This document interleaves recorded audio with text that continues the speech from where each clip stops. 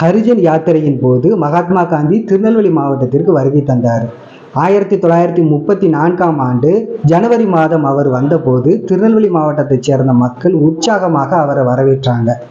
நெல்லை டவுனில் உள்ள சாவடி கூத்த நயினார் பிள்ளை வீட்டில் காந்தி தங்கி 2 நாள் ஓய்வெடுத்தார்.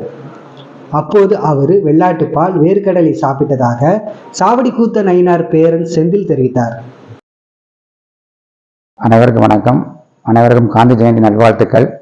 காந்தி ஜெயந்தி 157வது பிறந்த தினத்தை இன்று நாம் கொண்டாடி கொண்டிருக்கிறோம். இத்தருணத்தில் காந்தி இங்கு வந்து தங்கியிருந்த புனித இல்லத்தில், எங்களது இல்லத்தில் தங்கியிருந்த நிகழ்வு பற்றி ஒரு சுருக்கமாக நான் சொல்லுகிறேன். 1934ஆம் ஆண்டு ஜனவரி திங்கள் 23, 24ஆம் தேதி ஹரிஜன புனித யாத்திரைக்காக திருநெல்வேலிக்கு மகாத்மா காந்தி அவர்கள் வந்திருந்தார்கள். எனது தாத்தா சாவடி கூத்தனார் பிள்ளை அவர்கள்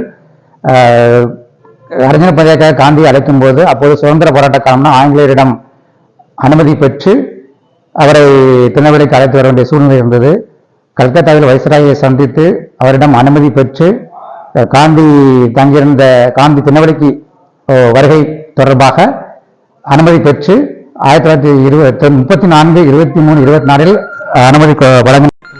அத்தருணத்தில் ஆங்கிலேய அரசு வந்து மகாத்மா காந்தியடிகளை 2 நாட்கள் திருநெல்வேலி தங்கியிருக்க அனுமதி கொடுத்தது.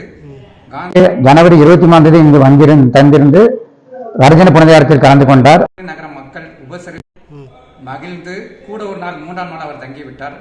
அவர் இங்கிருந்து கிளம்பும் போது கைது செய்துவிட்டது. இதை கேள்விப்பட்டு காந்தியடிகள் ரயிலே உண்ணாவிரதம் எடுப்பதாக அறிவித்தார். அதனைத் தொடர்ந்து காந்தியை விடுவித்தார்கள்.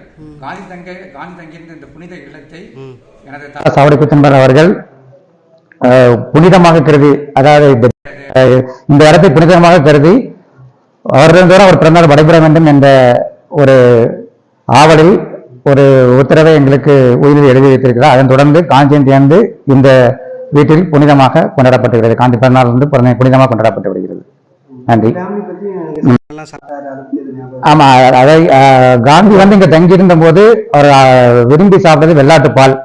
கடற்காரிலிருந்து அந்த காலத்தில் 75 ரூபாய்க்கு உள்ள வெள்ளாட்டு ஆடை தருவித்து அவர் வெள்ளாட்டு பால் நிலக்கடலை வழங்கினார். அவர்கள் நகர காங்கிரஸ் கமிட்டி தலைவராக இருந்தவர்.